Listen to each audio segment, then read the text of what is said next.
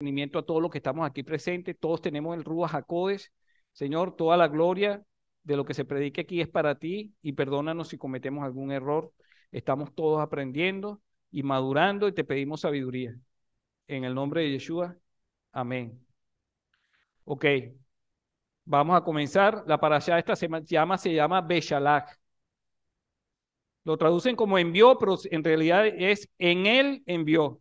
Así como Bereshit es en el principio, Beshalach es en él envió. Es muy interesante porque narra la salida de Egipto. Adicionalmente, el Señor nos envía por el camino largo. Luego quedamos encerrados entre el Yansuf y el ejército de Faraón. Y ahí viene un clamor, pero lamentablemente ese clamor se convierte en una queja de manera inapropiada, porque tenemos que saber cómo dirigirnos al Eterno. Luego, el Señor nos permite pasar por el Mar Rojo.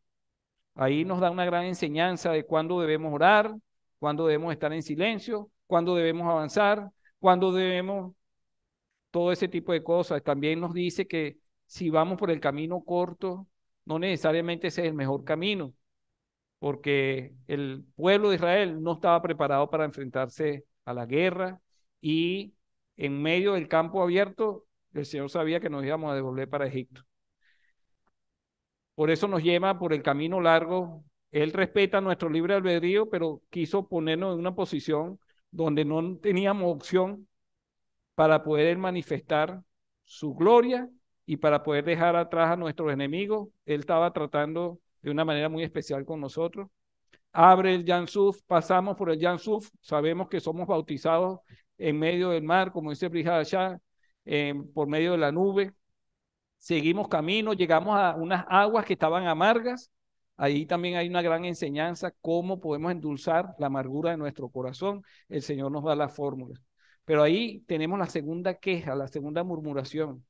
Sabemos que el Señor envió 10 golpes a Egipto y ya a la 10ª plaga, ya el faraón no tenía posibilidad alguna de arrepentimiento. Y nosotros, cuando nos quejamos 10 veces en el desierto, ya el Señor dictó sentencia y todos los mayores de 20 años quedaron muertos en el desierto. Ninguno de nosotros queremos quedar muertos en el desierto. Tenemos que dejar la queja a un lado. Sí, y que es interesante en esta paracha ver la manera como Dios trabaja en el corazón del pueblo de Israel, de nuestros padres. El Señor sabía lo que había en el corazón de ellos, pero quería que ellos se dieran cuenta y tuvieran la oportunidad de hacer teshuvá, de arrepentimiento. El problema no es el problema, sino como asumimos la resolución del problema. El problema no era que las aguas estuvieran amargas, el problema no era que los egipcios vinieran persiguiéndonos, el problema realmente era la forma como nuestros padres afrontaron el problema. Y esa es nuestra realidad cotidiana. El Mesías nos dice, estas cosas os he dicho para que en mí tengáis paz. En el mundo tendréis aflicciones, pero confiad, yo he vencido al mundo. Nosotros necesitamos tener una actitud adecuada y correcta ante las adversidades. Y a todos nos pasa que nos sentimos atropellados, nos sentimos atacados por la situación, ya sea económica, ya sea de salud, con los hijos, con la esposa, en el trabajo. Y cómo debemos dirigirnos al Eterno, o cómo debemos canalizar esa queja. David es un buen modelo a seguir. David cantaba sus problemas. Por ejemplo, el Señor es mi pastor, nada me faltará. Allí está mostrando que en algún momento había tenido carencias, pero que confiaba que el Señor le iba a suplir todo. Entonces, es cómo nos vamos a dirigir al Eterno, cómo nuestra oración va a ser canalizada ante su presencia para obtener una respuesta favorable a esa situación. Amén. Y tenemos que ir al origen de la queja. Mientras más grande es nuestra fe, menos nos vamos a quejar. Mientras más grande es la duda, más nos vamos a quejar. Y seguimos camino, pero tenemos que tomar en cuenta que desde que salimos de Egipto, el Señor no nos ha dejado desamparados. El Señor nos ha puesto una guía. El Señor nos ha iluminado. Nos puso la nube y nos puso la columna de fuego. El Señor siempre está con nosotros. Y a donde nos mandó a acampar era el sitio preciso donde nosotros debíamos estar, aunque nosotros en ese momento pensábamos que era el sitio más peligroso, porque estábamos encerrados.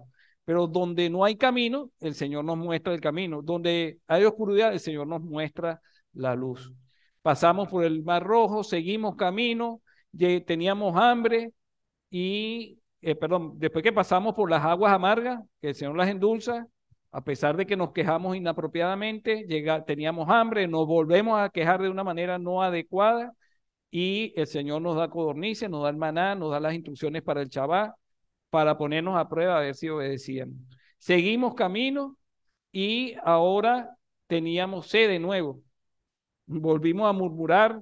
Moshe dice, Señor, ¿hasta cuándo este pueblo? Por poco me van a apedrear.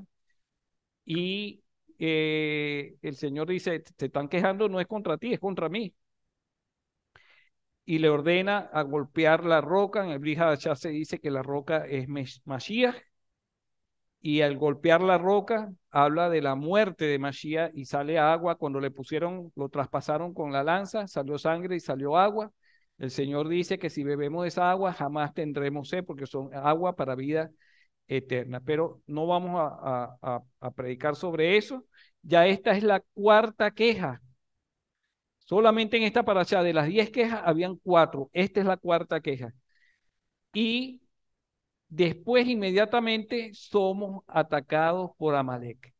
Y aquí es el punto donde nos queremos concentrar en el día de hoy, porque mientras más dudamos, más ataques recibimos de parte del enemigo.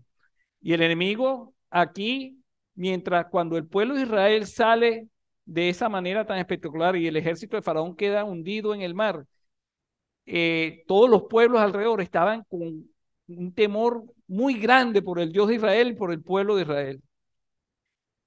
Y nosotros estábamos en la cúspide el asombro de tener un Dios tan grandioso, tan todopoderoso, tan bueno. Y ahí es donde viene Amalek a atacarnos. Nos sorprendió. Nosotros no teníamos ningún conflicto con Amalek. Y ese es el amor, el odio gratuito del mundo por el pueblo de Israel. Amalek representa odio gratuito y también representa duda. Ok, si quieres vamos a leer aquí esta parte de la parashá va desde el capítulo 13 al capítulo 17 y vamos a leer los últimos versículos del capítulo 17. Y hay algo importante que acotar. A todos nos gustan los milagros, ¿verdad? Ver milagros creativos, ver gente sanarse. Pero eso no es garantía de que nuestro corazón se afirme en la palabra del Eterno. Debemos cuidar nuestro corazón en ese sentido. Sí, antes de leer, quiero decir algo muy importante con respecto al milagro del Yam Suf, la partición del mar. Desde el principio, cuando Dios hizo todo, lo hizo con un propósito de, teniendo en la mente su Torah, teniendo en la mente su pueblo Israel, teniendo en la mente la salvación de toda la creación. Por lo tanto, toda la creación que tiene sus leyes naturales por las cuales se rige, no tendrían sentido de existir si el pueblo de Israel no sobrevive, si el Mesías no hubiese llegado a través del pueblo de Israel. Por lo tanto, desde que el Señor generó el mar, después que salió de entre las aguas la tierra y creó los mares y le puso límites, ya tenía un acuerdo, no solamente con el mar, con toda la naturaleza, con toda la creación, de que si en un momento dado tenían que seguir las instrucciones para favorecer a los justos, es decir, al pueblo de Israel, que tenían que generarse esos milagros sobrenaturales. Y después el Señor restaura el mar a su poder inicial, pero hubo un contrato del Señor con toda la creación. Por eso, en el día de hoy, ¿qué dice Brit Hadashah? Que toda la creación gime y está con dolores de parto por la manifestación gloriosa de los santos, de los hijos de Dios. porque ese es lo que la Es el anhelo creación ferviente que ella tiene. y de nosotros también. Ok, adelante, Carlito. Cuando compartíamos esta mañana acerca de esto, me impactó tanto ver cómo la naturaleza obedece y ya Dios le había dado decretos y determinaciones porque Él lo conoce todo y ella está dispuesta en el propósito de la salvación de Israel y de completar el número de los santos, obedecer a la voz de un justo para que se cumpla el propósito. Si el sol se tiene que detener para que nosotros ganemos una batalla, el sol se va a detener. Así es. Amén. Shemot 17, 8 al 9 dice, vino Amalek y se enfrentó a Israel en Refidim. Dijo Moshe a Yehoshua, elige para vosotros hombre y sal a librar la batalla con Amalek. Mañana yo me pararé en la cima de la montaña con el bastón de Elohim en mi mano. E hizo Yehoshua como le dijo Moshe, peleando con Amalek. Y Moisés y Aarón y Hur subieron a la cumbre del collado. Sucedió que cuando elevaba Moshe su mano, Israel prevalecía. Y cuando bajaba su mano, prevalecía Amalek. Las manos de Moshe se volvieron pesadas, por lo que tomaron una piedra y la colocaron debajo, y se sentó sobre ella. Y Aarón y Hur le sostenían las manos, de este lado uno y del otro lado otro. Y permaneció con sus manos en fiel oración hasta la puesta del sol. Debilitó Yehoshua a Amalek y a su pueblo con el filo de la espada. Y dijo Hashem a Moshe, escribe esto como un recordatorio en el libro y recítalo a los oídos de Yehoshua, que ciertamente he de borrar el recuerdo de Amalek de debajo de los cielos. Amén. Y Amalek vino a enfriar lo que Dios estaba haciendo, a enfriar los corazones, a generar dudas. ¿Qué dice el libro de Jacobo, capítulo 1, versículo 5 en adelante?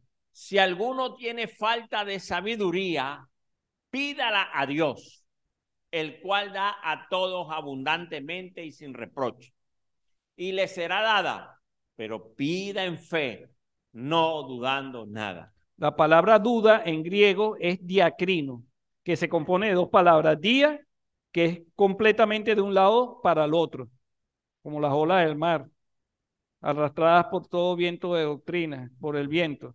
Y crino, juzgar.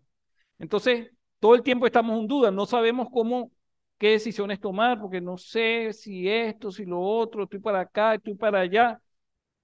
Y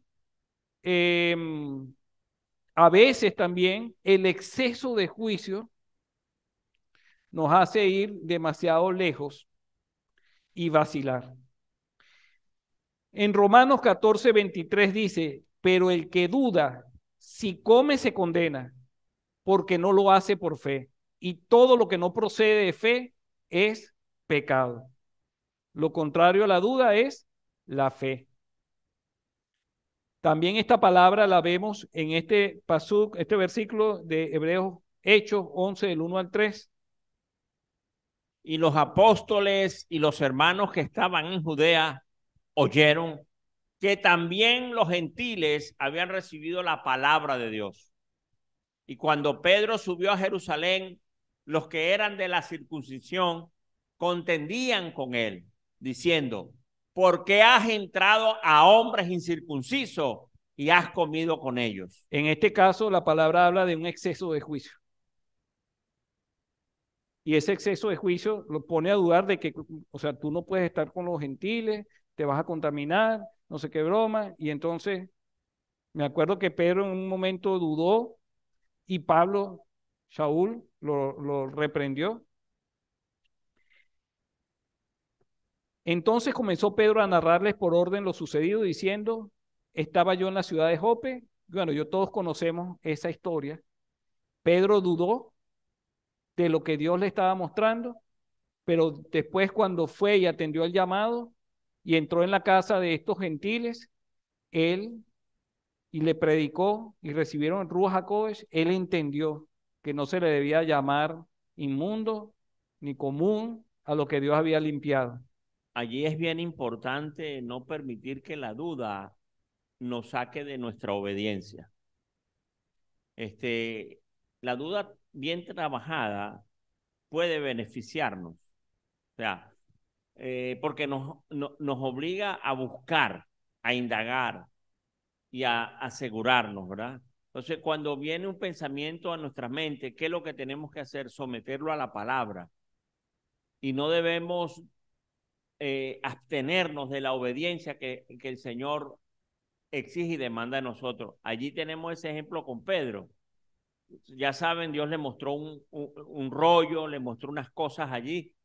Y Pedro, bueno, Señor, yo nunca, pero fue en obediencia. La obediencia es parte de la fe que vence la duda. Cuando determinamos obedecer a la palabra del Señor, al final la fe vencerá la duda y obtendremos lo que el Dios del cielo ha dicho que tendremos para nosotros. Él se dejó guiar por el Espíritu porque el Espíritu le dijo que fuese con ellos sin dudar, aunque por costumbre tenían, no entraban en la casa de los gentiles. Luego vamos a adelantar un poco esta historia y tenemos que entender lo siguiente. La duda, cuando nosotros estamos buscando la verdad, el Señor abre la puerta, el Señor contesta y el Señor a través de su Espíritu nos guía a toda verdad. Pero tenemos que reconocer cuando la duda es genuina, cuando alguien se acerca a nosotros. Porque muchas veces se pueden acercar a nosotros con preguntas, pero no porque tengan dudas, no porque quieran aprender, sino porque van a esperar la respuesta de nosotros para juzgarnos. Y tenemos que saber manejar esas situaciones. Cuando alguien tiene una duda genuina, cuando alguien quiere aprender, cuando alguien se acerca de corazón, oye, debemos atenderlo. Y aunque no tengamos la respuesta, bueno, pues averiguamos y ayudamos a la persona. Investigamos, preguntamos a otros que sepan más. Pero tenemos que saber discernir con qué intención muchas veces se nos acercan a nosotros. Vemos que Sara no dudó y la incredulidad verdaderamente nos aparta y nos aleja de Dios. Entonces yo quiero que reflexionemos que debemos dudar de la duda. Dudar de la duda. ¿Qué significa eso? Hay dos clases de preguntas. Hay preguntas que uno hace porque quiere saber más. Y hay preguntas que uno hace porque no quiere saber. El judaísmo no le tiene miedo a ninguna de las dos clases de preguntas. Simplemente tiene dos métodos diferentes en cuanto a cómo contestarlas. Si uno hace una pregunta con el objetivo de aprender, merece ser respondida, aunque sea con la respuesta de no sé todavía. Si es una pregunta que uno hace para burlarse o enfriar el proceso de entender y progresar, merece ser ignorada, ya que es nada más que una distracción y no aporta nada positivo. O sea, que están saboteando. Como Sí, dicen, no me saboteé la clase. preguntas cauciosas para generar contienda también, que puede llevarnos a dudar a nosotros más. ¿Ves? Identificar e ignorar una pregunta ilegítima requiere a veces tanto o más inteligencia y coraje que los necesarios para buscar la respuesta correcta a una legítima. Un antecedente para esto tenemos en la lectura de esta semana, Beshalab. Concluye con la historia del encuentro con Amalek, quien vino a atacar al pueblo judío luego de haber milagrosamente cruzado el mar fue el primero en atacarnos y gracias a eso se ganó un lugar especial para toda la posteridad, archienemigo del pueblo judío. Dudar de la duda, la interpretación misdrásica deriva de la palabra de Frío. Frío. El significado es que Amalek enfrió el plato caliente en la olla. Es decir, el mundo entero está bajo la impresión de la invencibilidad de Dios y su pueblo. Una impresión que Amalek trató de socavar, probar que era incorrecta. De hecho, es una de las 6 cosas que la Torá nos encomienda. Recordar constantemente es lo que nos hizo Amalek en el camino saliendo de Egipto, que te enfrió en el camino. ¿Qué representa lo que hizo Amalek como para que no sean tan relevantes hasta el día de hoy, miles de años después? Nuestros sabios explican que Amalek no representa únicamente algo que pasó en el pasado, sino algo que ocurre también en el presente. La palabra Amalek tiene el mismo valor numérico, 240, que la palabra Safek. Duda, y la esencia de su objetivo fue y sigue siendo enfriarnos de nuestro entusiasmo por Dios, que nació como consecuencia de la salida milagrosa de Egipto. A veces salimos súper contentos, el chaval lleno del Señor, aquello, lo otro, y ¡pam! Nos encontramos con una situación y se nos fue todo así, en un momentico. Cónchale, porque de esa manera el enemigo siempre va a querer enfriarnos. Mami, gracias, mi amor. El enemigo siempre va a querer enfriarnos. Cuando la obra está en ebullición, creciendo, el enemigo va a venir a tratar de enfriar esa obra. Y tenemos que ser conscientes de eso. Amalek, como vemos ahí, la letra Ain vale 70, la Mem vale 40, la Lame vale 30, la Kaf vale 100, que suman 240. Y es lo mismo que la palabra duda, Safek, Samek 60, Pei 80 y Kaf, Kuf 100, 240. Amalek, duda, por eso es nuestro archienemigo. Me preguntaba Carlos esta mañana, pero ¿por qué Dios no eliminó en esa batalla que hubo? Porque no eliminó de una vez a Amalek por siempre. Mira que más adelante vino Amán, que era descendiente de Amalek, y trató de destruir al pueblo judío.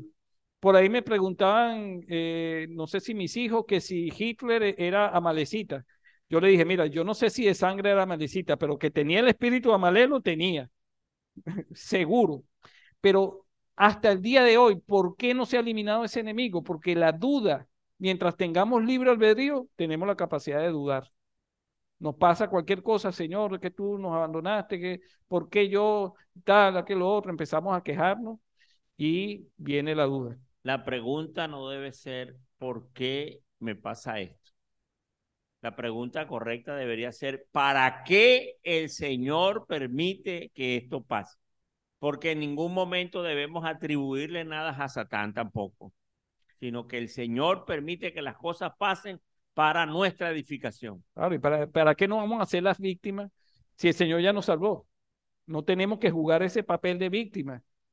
Lo máximo que puede hacer el mundo es matar el cuerpo, hasta ahí. Pero a través de la duda, el enemigo lo que quiere es matar el espíritu. La fe. Matar la fe. Adelante, América, pues.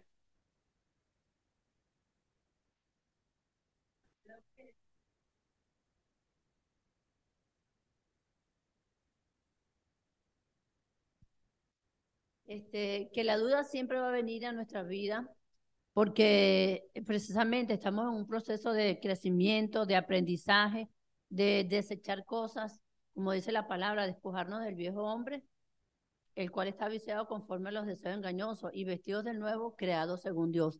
Nosotros, la duda viene a nuestra mente y cuando Carlos decía, no debemos decir porque a mí, generalmente decimos porque a mí, y aún sabiendo que lo que tenemos que decir es ¿para qué me pasa esto? Porque ciertamente el Señor nos direcciona. En estos días nosotros hemos estado pasando un proceso donde le hemos orado al Señor y pareciera que las cosas no salen como uno lo piensa. Y yo decía, bueno, Señor, cuando nos pasó algo que no estaba, que no era lo que esperábamos, nosotros decíamos, ¿qué está pasando?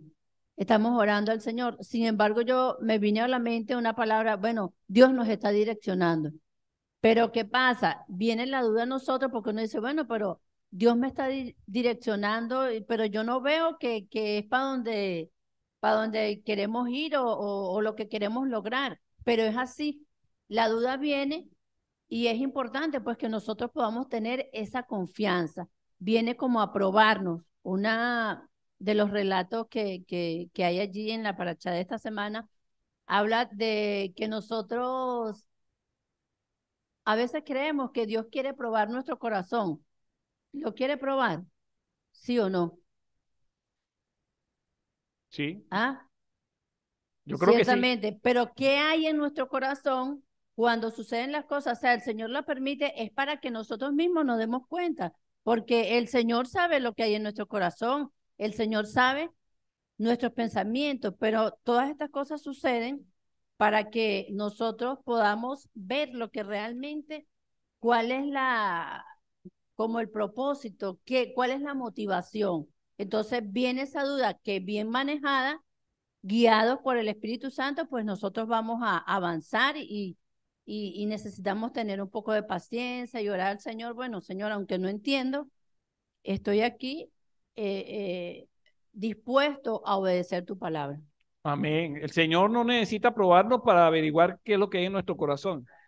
El Señor nos prueba porque somos nosotros que necesitamos que Él nos pruebe. Porque dice el profeta Yesayahu, engañoso es el corazón del hombre más que todas las cosas. Que a veces nosotros mismos nos engañamos a nosotros mismos y no nos estamos dando cuenta hasta que viene una situación de esta y dice, wow, yo no sabía que yo tenía tantas cosas dentro de mí. Amén. Me encantó muchísimo cuando vi a Denny porque me saludó y lo primero que me dijo fue, ya aprendí la lección. Y esa es la actitud que nosotros tenemos que tener ante las pruebas. Fíjense que la prueba SAFEC vale 240 y la fe, la fidelidad, la firmeza, que es la palabra emuná, tiene una gematria de 102. ¿Qué necesita 240 para llegar a 102? Hay que restarle 138, ¿verdad? Bueno, yo les voy a mostrar qué es lo que tenemos que quitar de nuestra vida para poder llegar a lo contrario a la duda, que es la fe. Fíjense, la palabra hametz. ¿Quién sabe lo que significa hametz? Levadura. ¿Qué representa la levadura? Mezcla. El pecado. Entonces, a la duda, si nosotros le restamos la levadura, que representa el pecado, ¿qué va a quedar? La fe. La fe. Amén. Una perlita ahí. Ok.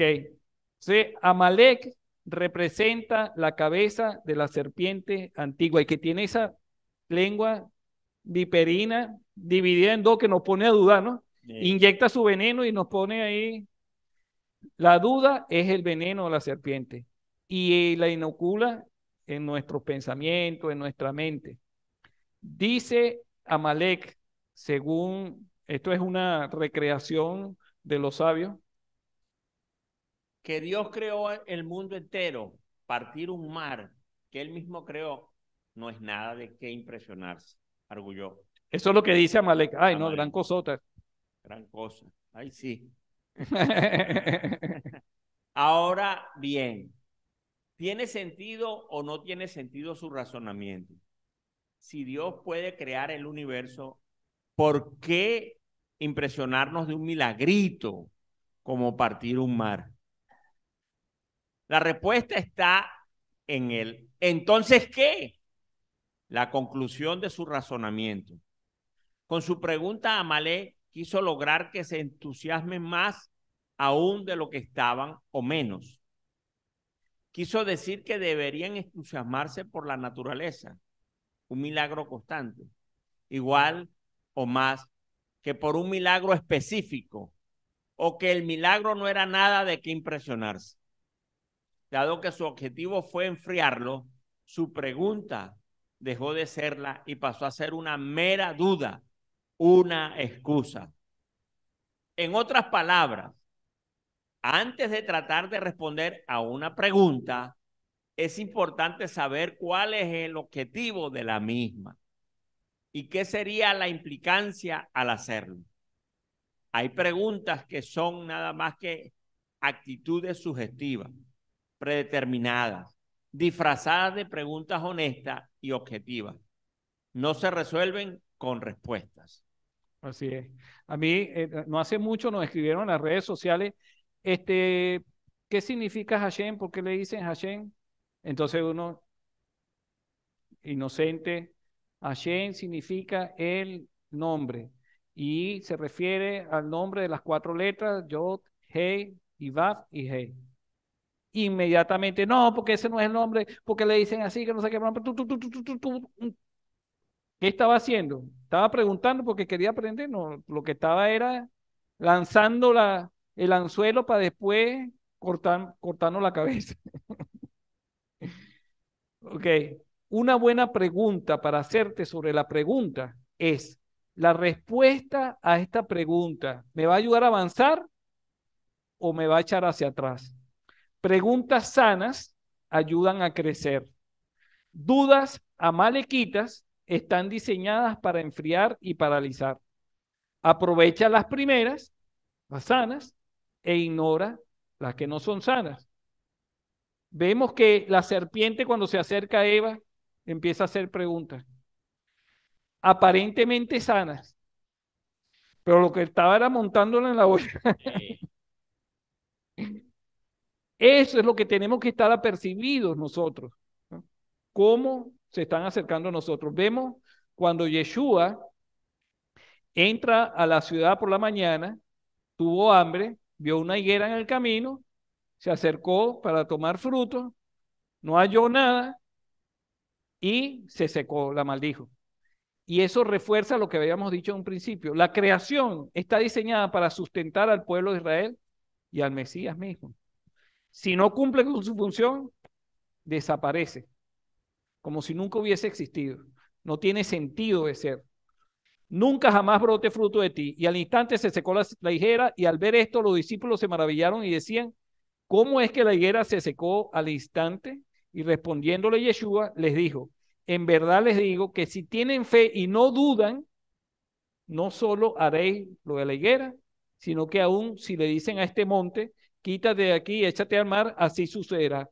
Y todo lo que pidan en oración, creyendo, lo recibirán. Necesitamos al monte del orgullo, al monte de nuestro razonamiento, al monte de nuestra propia soberbia, que a veces creemos que no la sabemos todo y no sabemos nada, echar eso, decirle, Señor, quita ese monte y échalo en lo más profundo del abismo.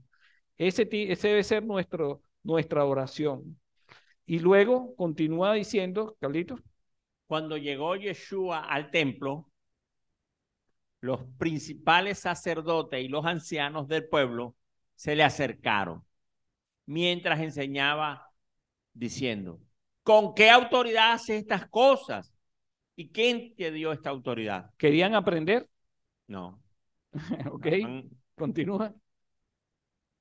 Y respondiendo Yeshua le dijo, yo también os haré una pregunta, que si me la contestáis, yo también os diré con qué autoridad hago estas cosas. Que el Señor nos dé la sabiduría, ¿vale?, para poder responder de esa forma. Ya él captó inmediatamente por dónde iban los tiros, ¿no? ¿De dónde era el bautismo de Juan? ¿Del cielo o de los hombres? Y ellos discutían entre sí, diciendo, si decimos del cielo, él nos dirá, entonces, ¿por qué no lo creíste? Y si decimos de los hombres, tememos a la multitud porque todos tienen a Juan por profeta. Y respondió a Yeshua, dijeron, no sabemos. Él a su vez le dijo, tampoco yo os diré con qué autoridad hago estas cosas. A palabras necias, Oídos electos. oídos sordos, oídos talarán. Así tenemos que hacer. Pero ¿qué os parece? Un hombre tenía 2 hijos y llegándose el primero le dijo, hijo, ve, trabaja hoy en la viña. Y respondiendo él dijo, no quiero. Pero después arrepentido fue y llegando otro le dijo lo mismo, pero él respondió y dijo, yo iré, Señor, y no fue. ¿Cuál hizo la voluntad del Padre? El primero, que dijo que no. Por eso que resulta que los ladrones, las prostitutas, los cobradores de impuestos, Eran primero. fueron primeros, recibieron al Señor. Y los más sabiondos que estaban creando, tratando de generar dudas, ni siquiera ellos entraban en el reino de los cielos y estaban tratando de que los demás tampoco entraran, porque eso es lo que hace la duda. ¿Sí?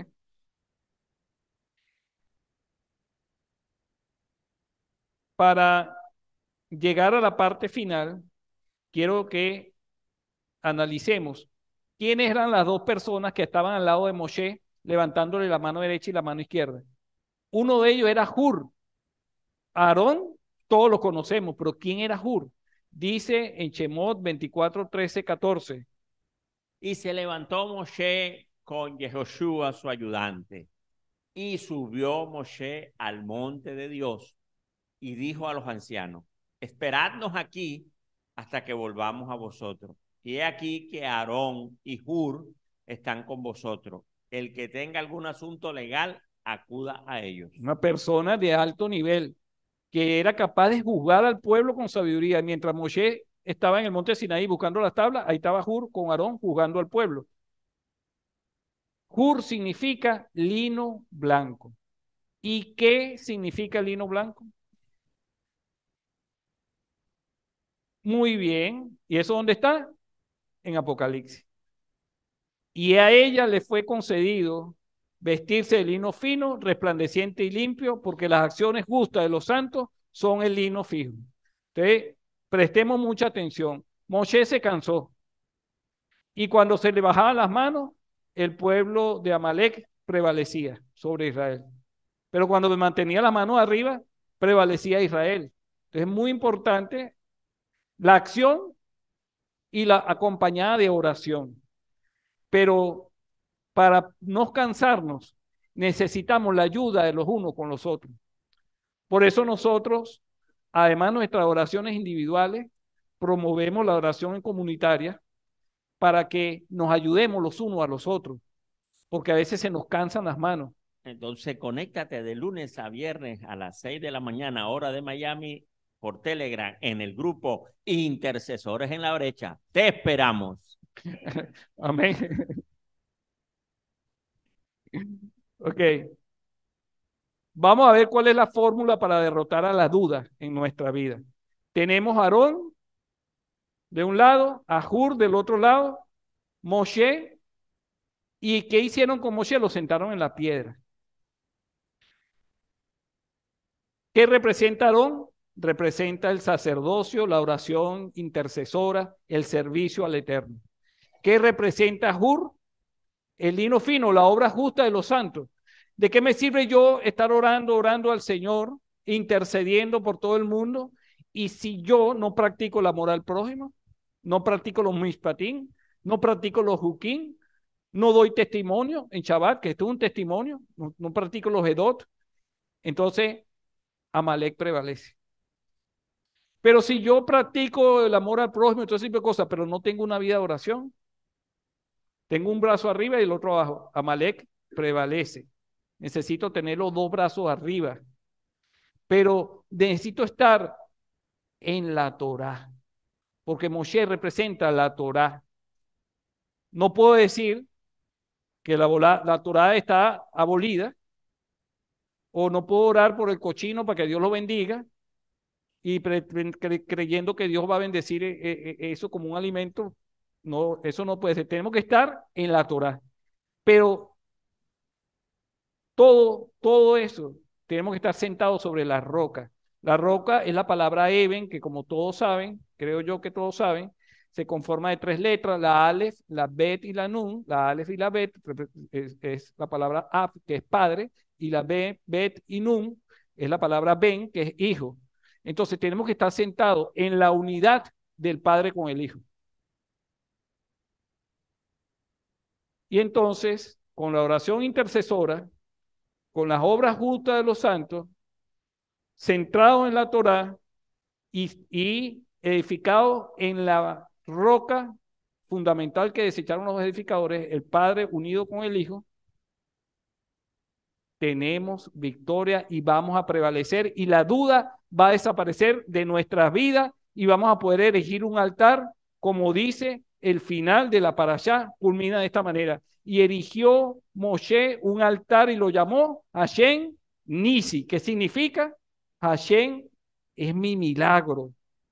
Y dijo, pues la mano está sobre el trono de Elohim, libra guerra Hashem contra Amalek de generación en generación. Que el Señor quite toda duda de nuestra vida, que el Señor nos enseñe a dudar de la duda, a percibir cuando están acercándose de una manera honesta, sincera a nosotros para aprender y a percibir como hacía Yeshua cuando se están acercando para generar dudas en las demás personas y en nuestras propias vidas, en la vida de nuestros hijos.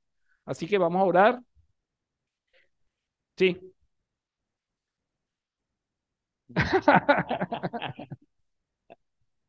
Oye, Tengo tanta duda que no me cabe ninguna duda. Sí, porque generó una duda. cuando dijiste, siempre uno está acostumbrado que esa expresión Jehová Nisi, Jehová es mi bandera, es mi estandarte, ¿no? Y nos sonó como las tres, así como que generalmente lo vemos como estandarte. Entonces dice es mi milagro, si nos puedes sacar de esa duda. Bueno, yo esa información la saqué de la Torá que yo uso, donde dice que el significado es Hashem mi milagro. No me atrevo a decir que también no signifique que el Señor es nuestro estandarte. Okay. Pero mira, voy a investigarlo Okay. y después te lo digo con un poquito más de detalle. Y así lo investigamos nosotros también.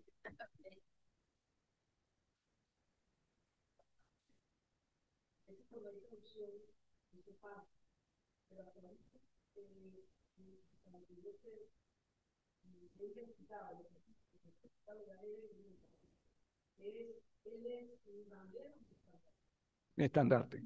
Bueno, no dudo de eso.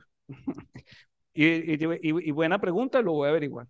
Pero en este momento lo más importante es que, entendiendo el espíritu de lo que nos dice esta parashá Beshalach, vamos a orar. Entonces vamos a pedirle al Eterno, primero que nos aparte del pecado y de la duda, que nos afirme en su fe, que nos afirme en la verdad, que nos dé discernimiento, para que sepamos responder a las artimañas del enemigo, para que no seamos como las olas del mar fluctuando de aquí para allá, para que no seamos excesivos en cuanto al juicio y para que no nos dejemos arrastrar por todo viento de doctrina. Adelante, Carlito.